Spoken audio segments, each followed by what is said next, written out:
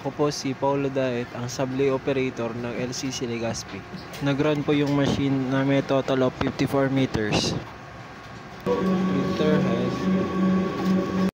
Printer head clean.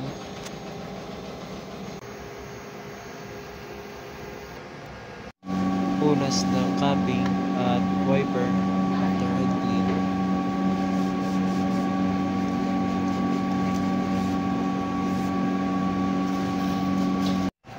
Nozzle test. So, bye. It kami, video pala lang.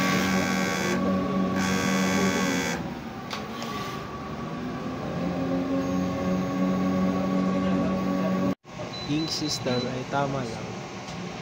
Waste tank disposal every Wednesday. And ito naman po yung AVR.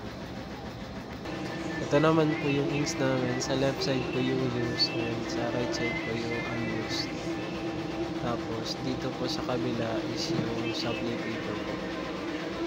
Naman po yung ink monitoring ng Cyan, magenta, yellow, black, and yung paper. Ito naman po yung Sublay daily output monitoring.